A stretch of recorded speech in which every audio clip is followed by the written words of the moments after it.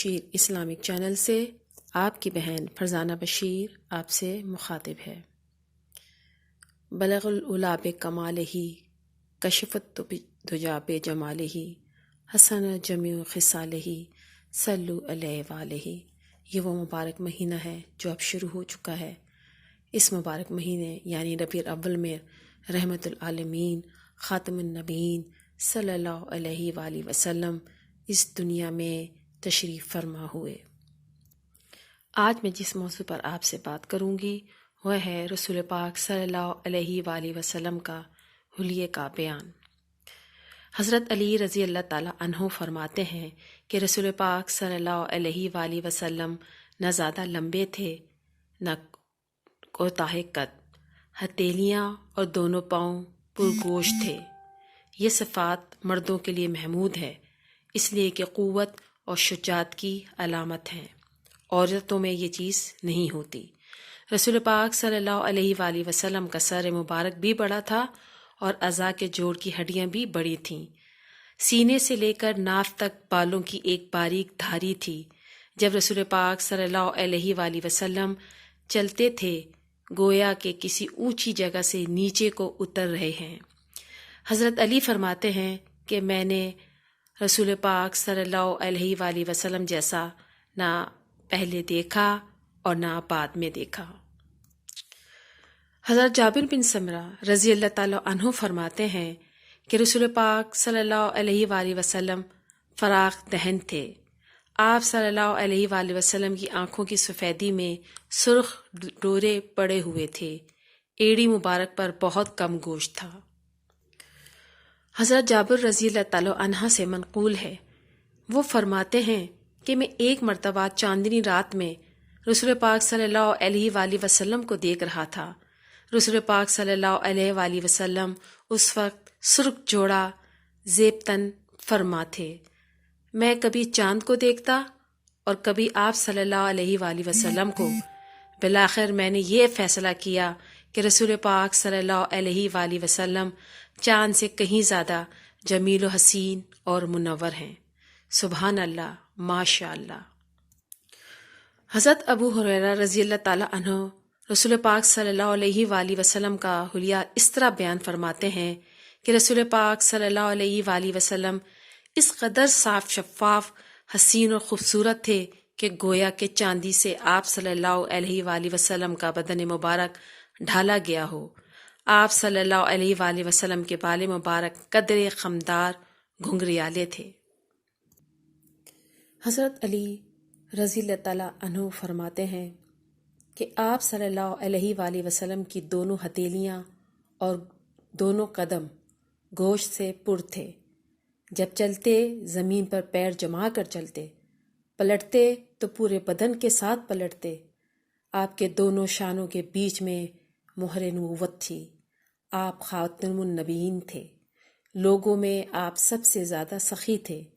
آپ کھلے دل کے تھے، یعنی آپ کا سینہ حسد سے آئینے کے مانند پاک اور صاف ہوتا تھا، اور سب سے زیادہ سچ بولنے والے، نرم مزاج اور سب سے بہتر رہن سہن والے تھے۔ جو آپ کو یکایک دیکھتا تو ڈر جاتا، اور جو آپ کو جان اور سمجھ کر آپ سے گھل مل جاتا وہ آپ سے محبت کرنے لگتا۔ آپ کی توصیف کرنے والا کہتا، نہ آپ سے پہلے میں نے کسی کو آپ جیسا دیکھا ہے اور نہ آپ کے بعد۔ سبحان اللہ۔ حضرت جابر بن سمرہ رضی اللہ تعالیٰ عنہ سے روایت ہے کہ رسول پاک صلی اللہ علیہ وآلہ وسلم کے سر اور داڑھی کے آگے کا حصہ سفید ہو گیا تھا۔ جب آپ صلی اللہ علیہ وآلہ وسلم تیل ڈالتے تو سفیدی معلوم نہ ہوتی، اور جب بال پرگاندہ ہوتے تو سفیدی معلوم ہو جاتی، اور آپ صلی اللہ علیہ وآلہ وسلم کی داڑھی بہت گھنی تھی۔ ایک شخص بولا، آپ صلی اللہ علیہ وآلہ وسلم کا چہرہ تلوار کی طرح تھا، یعنی لمبا۔ جابر رضی اللہ تعالیٰ عنہ نے کہا، نہیں، بلکہ آپ صلی اللہ علیہ وآلہ وسلم کا چہرہ سورج اور چاند کی طرح تھا اور گول تھا، اور میں نے نبوت کی مہر آپ صلی اللہ علیہ وآلہ وسلم کے مونڈے پر دیکھی جیسے کبوتر کا انڈا۔ اس کا رنگ بدن کے رنگ سے ملتا تھا۔ سبحان اللہ۔ اس مبارک مہینے کی سلامتی اور برکتیں سمیٹنے کے لیے زیادہ سے زیادہ درود پڑھیے۔ قرآن میں سورہ احزاب کی آیت نمبر 56 میں اللہ تعالیٰ فرماتے ہیں، اللہ اور اس کے فرشتے پیغمبر پر درود بھیجتے ہیں، مومنوں تم بھی ان پر درود اور سلام بھیجا کرو۔ ابن ماجہ کی حدیث نمبر 907 میں ہے کہ رسول پاک صلی اللہ علیہ وآلہ وسلم نے ارشاد فرمایا، جب کوئی مسلمان مجھ پر درود بھیجتا ہے تو فرشتے جب تک وہ مجھ پہ درود بھیجتا ہے اس کے لیے دعا کرتے رہتے ہیں۔ اب بندہ چاہے تو مجھ پہ کم درود بھیجے یا زیادہ بھیجے۔ ابن ماجہ کی ایک اور حدیث ہے، حدیث نمبر 980، رسول پاک صلی اللہ علیہ وآلہ وسلم نے ارشاد فرمایا، جو مجھ پر درود پڑھنا بھول گیا وہ جنت کا راستہ بھول گیا۔ ایک اور حدیث ابو داؤد میں ہے، حدیث نمبر 1531، رسول پاک صلی اللہ علیہ وآلہ وسلم نے ارشاد فرمایا، جمعے کا دن تمہارے لیے بہترین دنوں میں سے ہے، لہٰذا اس دن میرے اوپر کثرت سے درود بھیجا کرو، اس لیے کہ تمہارے درود مجھ پر پیش کیے جاتے ہیں۔ تو آئیے میرے ساتھ مل کے درود ابراہیمی پڑھیے۔ اللہم صلی علی محمد وعلی آل محمد کما صلیت علی ابراہیم وعلی آل ابراہیم انک حمید مجید۔